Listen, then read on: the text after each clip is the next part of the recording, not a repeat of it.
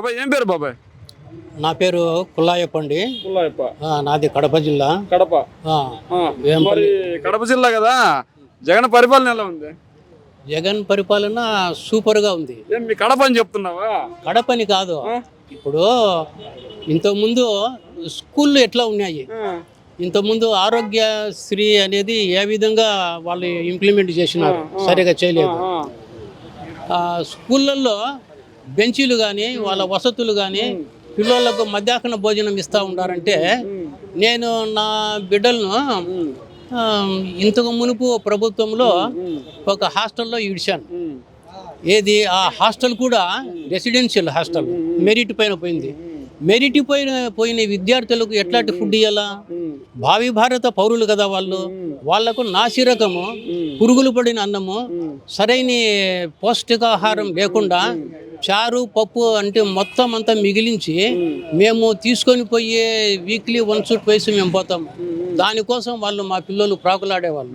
ప్రిన్సిపల్ని అడిగాను, ఏమ్మా ఎందుకు కానీ ఈ విధంగా నాసిరకం బియ్యము ఇట్లా ఫుడ్ ఇస్తున్నారంటే, ప్రభుత్వం ఇచ్చేది పర్ హెడ్ చాలా తక్కువ ఉండి మేము మెయింటైన్ చేయలేము, ఇంతకంటే బాగున్నారు.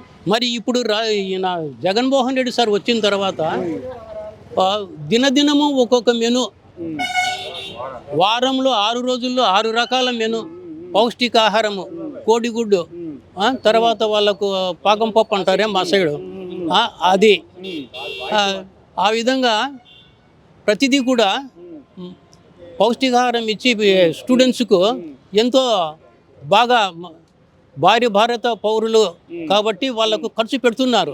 దాంట్లో ఆదాయం లేకపోవచ్చు. మరి నువ్వు 2,50,2.5 లక్షల కోట్లది అప్పు చేశావు. ఏ పథకం వచ్చింది? ఒక పథకం అన్నా సరైన పథకం ఉందా నీకు? లేదు కదా. మరి జగన్మోహన్ రెడ్డి గారు ఏమీ లేకపోయినా, మరి ఈ స్టేట్ డివైడ్ అయినప్పుడు ఏమీ లేదు మనకు, అప్పులు ఆయన పెట్టిపోయాడు.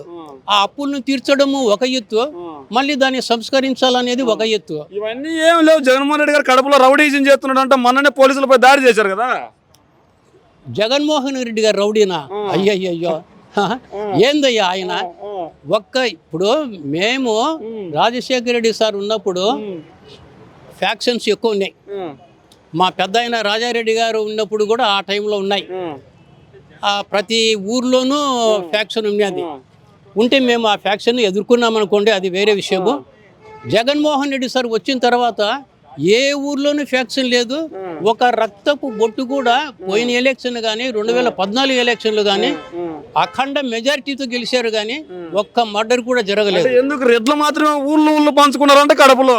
లేదు, రెడ్లది అంటే వాళ్ళ సామాజిక వర్గము పరిపాలన చేసేదానికి సమర్థత ఉన్న నాయకులు ఉన్నారు. మా బీసీలలో సమర్థమైన నాయకులు లేరు. ఎందుకంటే విద్య లేదు, సరైన విద్య లేదు కాబట్టి మేము వెనకబడి ఉన్నాము. ఇప్పుడు ఈయన వచ్చిన తర్వాత విద్యారంగము బ్రహ్మాండంగా అభివృద్ధి అవుతూ ఉంది. ఆ స్కూల్స్ చూస్తూ ఉంటే ఇది ఏంది, ఇది 5 స్టార్ హోటలా లేదంటే తాజ్మహల్ హోటలా అనేటట్లుగా ప్రతి స్కూల్ను నిర్మిస్తూ ఉంటే మాకు చాలా ఆనందంగా ఉంది. కాదు, ఎక్కడైనా క్యాస్ట్ ఫీలింగ్ ఎవరికైనా ఉంటుంది. కాదు బీసీలను పక్కన పెట్టి ఎందుకు జగన్ సార్ కోసం అంతగా మాట్లాడుతున్నావు? బీసీలను పక్కన పెట్టలేదయ్యా. 56 కార్పొరేషన్ల చైర్మన్లను చేసినాడు. వాళ్ళకు ఎంతో వాళ్ళకు వచ్చే అభివృద్ధి కార్యక్రమాలలో కూడా భాగస్వామ్యం చేస్తున్నాడు. మా పులివెందుల మున్సిపాలిటీకి బీసీ వడ్డేరా వరప్రసాద్ అని, మరి తర్వాత చిన్న వయసు కుటుంబీకులే కదా రాజ్యం వెళ్తుండేది. చెప్తున్నా కదా, మున్సిపాలిటీ చైర్మన్ వచ్చి వరప్రసాద్ వడ్డేరా, మరి అతనికి ఎట్లు ఇచ్చినారు? తర్వాత ఎస్సీ ఏది మార్కెట్ కమిటీ చైర్మన్ చిన్నప్ప గారు అని చెప్పి, ఎస్సీ అంతే ఉంటాడు, కానీ అతను పార్టీకి లాయల్గా కష్టపడి పనిచేశారు కాబట్టి వాళ్లకు ప్రాతినిధ్యం కల్పించారు. మరి అది ఎట్లా అవుతుంది? ఇప్పుడు రెడ్డీసే అక్కడ పులివెందుల్లో, మరి రెడ్డీస్ని కాదని మేము ఇచ్చారు కదా జగన్మోహన్ రెడ్డి గారు. మరి దాన్ని మీరు గమనించాలి కదా. మరి ఈనాడోళ్ళు, ఈ ఆంధ్రజ్యోతి వీళ్ళంతా ఏదేదో రాస్తారు, దాన్ని పట్టుకొని ఏదో చేస్తున్నారంటే ప్రతి రోడ్లు కూడా అక్కడ డెవలప్ అవుతా ఉన్నాయి పులివెందుల్లో. పులివెందులో డెవలప్మెంట్ చేస్తే చాలా, మిగిలిన రాయలసీమ అన్యాయం అయిపోతుంది. రాయలసీమ కావచ్చు, ఏపీ కావచ్చు, ఎందుకు అన్యాయం అయిపోతుంది? ఎక్కడ ఇప్పుడు ఎవరే కానీ ఆయనకు ప్రాతినిధ్యం వహిస్తున్నారు కాబట్టి ఇంతో కొంత అభివృద్ధి చేస్తేనే కదా రేపొద్దున ఆయన కూడా గెలవగలిగేది, మంచి పేరు వచ్చేది. ఏమంటారు ప్రతిపక్షమైనా కానీ వాళ్ళ ఊర్లో రోడ్డు వేసుకోలేకపోయినాడు, వాళ్ళ ఊర్లో చేసుకోలేకపోయినాడు. బస్ స్టాండ్ అక్కడ ఊరు చివరి కట్టారు కదా పులివెందుల్లో, అది కారే బస్ స్టాండ్ కట్టారు, నాసిరకం కట్టారంటే పులివెందుల్లో. ఆ బస్ స్టాండ్ కానీ చూస్తే ఇట్లా చూసినారంటే ఇంకా రెండుసేపు కూర్చుందామా అక్కడ అనిపించేటట్లుగా ఉంది బస్ స్టాండ్ పులివెందుల్లో. మేము పులివెందుల్లో ఆడ దిగితే ప్రతి చోట హాల్ట్ ఉంది, మొత్తం అంతా దిగిపోతున్నారు ప్యాసింజర్లు. లాస్ట్ లో బస్ స్టాండ్ అపురూపంగా ఉంది బస్ స్టాండ్. ఆ బస్ స్టాండ్ తప్పులు పట్టేవాడు మూర్ఖుడే ఎవడో ప్రతిపక్షం వాళ్ళే. మీరు జగన్మోహన్ రెడ్డి గారు అంత ప్రాణం ఇస్తారు? జగన్మోహన్ రెడ్డి గారు కాదయ్యా, వాళ్ళ తాతకాన్ నుంచి వాళ్ళు ప్రజలకు సేవ చేసినారు. వాళ్ళ తాత రాజారెడ్డి గారు ఒక మధ్యతరగతి రైతుగా ఉండి తర్వాత తను సంపాదించిన తర్వాత కమ్యూనిస్టు తరహాలో, సోషలిస్టు తరహాలో నాకు రెడ్లు అవసరం లేదు, నా వాళ్ళు ఎవరు బీసీ వాళ్ళు, నా వాళ్ళు క్రిస్టియన్స్, నా వాళ్ళు ముస్లిమ్స్ అని చెప్పేసి ఎప్పుడు ఆయన ఎంట బీసీ వాళ్ళే ఉండేవాళ్ళు. ఆ రాజారెడ్డి గారు ఎంటబడి ఈ రెడ్లను ఎవరిని చేరదీయలేదు ఆయన. మరి అందరూ రాజారెడ్డి రాజ్యాంగం అమలు పరుస్తున్నారు. రాజారెడ్డి అంటే అంత ఫ్యాక్షనిస్ట్ అప్పట్లో?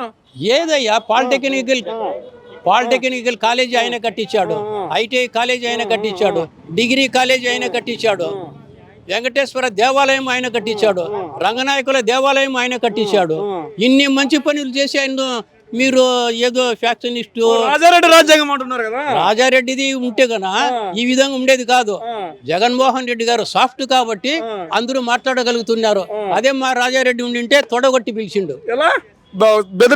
బెదిరించడానికి కాదు, నేను ఇంత మంచి పనులు చేసినాను నాకు ఎందుకు ఓటు వేయరని అడుగుతాడు ఆయన. నువ్వు జెండా కట్టు, నీకు ఏమి తక్కువ చేసినా మేము ఆ జెండా కట్టడానికి కారణం ఏమిటి అని అడిగేవాడు. బెదిరించే ధోరణి ఎట్లయితుంది? నీకు నేను మంచి చేశానా లేదా, మరి జెండా ఎందుకు కట్టినావు? అది ఎట్లా అవుతుంది? మేము మంచి పనులు చేసినాము, నీకు ప్రతిదీ మేము కల్పించినాము, ఇండ్లు ఇచ్చినాము, విద్య ఇచ్చినాము, అన్ని సౌకర్యాలు చేసిన తర్వాత మళ్ళీ నువ్వు ఏదో ప్రలోభాలకు ఇది అయితే ఎట్లా? నా ఏదన్నా ఉంటే నన్ను అడుగు, నేను ఇవ్వకపోతే నువ్వు చేయి అంటే. అడిగింది ఇచ్చాడా మీకు రాజారెడ్డి? ఇచ్చాడు కాబట్టే కదా ఇంత ధైర్యంగా మాట్లాడగలుగుతున్నాము. అంటే రాజారెడ్డి దౌర్జన్యాలు చేస్తున్నారు, అప్పుడు బాగా చంపేవారు అంటే అప్పట్లో. నో అది ఎట్లారంటే ఆయనకు చెడ్డ పేరు వచ్చేది. రాజశేఖర రెడ్డి సార్ను ఎవరన్నా విమర్శించినారంటే ఆయనకు కోపం. కొడతాడా? ఆయనకు కోపం అంత మాత్రమే, అంతేగాని ఎవరిని ఏమి చెడ్డగా ఏం చేయలేదు. ఆయనకు తన కొడుకు అంటే అంత అభిమానం అన్నమాట. ఆయన్ను తప్పకుండా సీఎంను చేయాలని అనుకున్నాడు. అంటే అంత కోపపడే వ్యక్తి గురించి కూడా ఇంత గొప్పగా చెప్తున్నారు. అవును, కోపపడే వ్యక్తి అయ్యా. ఇప్పుడు ఎవడైతే కోపపడతాడో అతనికి ప్రజలపైన ప్రేమ ఉంటుంది. తడిగుడ్డతో గొంతులు కోసే వ్యవహారం కాదు. నీకు ఏదన్నా ఉంటే రే వాడు మనవాడు వెనకబడి ఉండాడు, వానికి సాయం చేయాలా తప్పకుండా. ఏదన్నా మాట ఇచ్చినారంటే ఏదన్నా పంచాయతీకి పోతే రాజారెడ్డి గారు పంచాయతీ చేసినారు రోయ్, కాబట్టి మనం దీన్ని అమలు చేయాల్సిందే, నష్టమో కష్టమో. దాన్ని రాజ్యాంగం అంటున్నారా వీళ్ళు? దాన్ని రాజ్యాంగం అంటున్నారు. తప్పు కదా. ఈయన న్యాయస్థానాలు పెట్టుకుని ఈయన నిర్ణయాలు ఎట్లా తీసుకుంటాడు? నిర్ణయాలు కాదే, ఇనరు. ఇప్పుడు ఆడ ఇనరు ప్రజలు. ఆ విధంగా మాట్లాడితే నా మాట చెల్లుబాటు కాకపోతే నువ్వు తిరగర రేపు అంటాడు. కాబట్టి ఏదో ఒక విధంగా ఆడ పొరపచ్చాలు లేకుండా గలాటలు లేకుండా చేసిపోయేవాడు. మళ్ళీ జగన్ నన్ను గెలిపించడం ఏందయ్యా? ప్రజలే గెలిపిస్తారు. గెలుస్తామని చంద్రబాబు అంటున్నాడు కదా. ఏంటి మాటలు అంటే సరిపోతుంది. వైనాడు కుప్పం మీరు అంటే తప్పులేదు కానీ వాళ్ళు వైనాడు పులివెందులు అంటే తప్ప. అంటే నేను కుప్పం గురించి నేనే మాట్లాడాను. పులివెందుల్లో అడ్డం వచ్చే ఇదే ఏమీ లేదు. అడ్డం వచ్చి చంపేస్తారు. 1,00,000 ఓట్ల మెజార్టీతో గెలుస్తామయ్యా. మేము ఆడికి పోకపోయినా, క్యాండిడేట్ అక్కడ ప్రచారం చేయకపోయినా ప్రజలే ఓట్లేస్తారు. పులివెందుల జగన్ గారి గురించి ఎవరైనా తప్పుగా మాట్లాడి తంతారంట మీరు? అట్లా తన్నేటట్లుంటే అది పోయింది. తన్నే కాలము రాజారెడ్డి గారితోనే పోయింది. ఇప్పుడు ప్రజాస్వామ్యం అని అంటున్నారు జగన్మోహన్ రెడ్డి గారు. ఎవరైనా వాళ్ళ ఇష్టం వచ్చిండేది చేసుకోవచ్చు. మనము ప్రజలకు మేలు చేస్తే తప్పకుండా మనకు రేపు ఓటేస్తారు. కాబట్టి ఇన్ని సంక్షేమ పథకాలు అప్పులు చేసి ఈ రాజ్యాన్ని పరిపాలిస్తూ ఉన్నాడు. సూపర్గా ఉంది. ఆయన ఎక్సలెంట్. దేశంలోనే నంబర్ 1 జగన్మోహన్ రెడ్డి అవుతారు. 2 ఏళ్ళు కరోనా వచ్చి ఆయన పరిపాలించిండేది ఏంది? సక్రమంగా 1.5 సంవత్సరమే. కరోనా వచ్చినప్పుడు కూడా ఆయన బెదరకుండా అన్ని సదుపాయాలు. కడప రాజంపేట సీట్ ఓడిపోతారంటే ఎంపీ ఎవరయ్యా చెప్పిండేది మీకు? కడప ఏంది, కడపలో మొత్తం వస్తుంది. రాజంపేట ఎంపీ రాజంపేట కూడా వస్తుంది. వస్తుందా? గెలిచేది కాదు, మేము ఓట్లకి ఏమని పోతాము? ఫ్యాన్ గుర్తుకు ఓటేయండి, ఓటే లేకుంటే బెదిరిస్తా. ఫ్యాన్ గుర్తుకు ఓటేయండి. జగన్మోహన్ రెడ్డి గారు సంక్షేమ పథకాలు చేసినారు, ఓటేయండి అని అడుగుతాం. ఓటేయండి మా పార్టీకి ఓటేయండి అంటారంట. అనేది లేనే లేదు. కత్తలు కొడవలు వేట కొడవలు పట్టుకొని పోతారంట. అదంతా ఒట్టిది, అదంతా ఒట్టిది. అది ఒట్టిది, ఎవరో చెప్పిండేది. లేదా?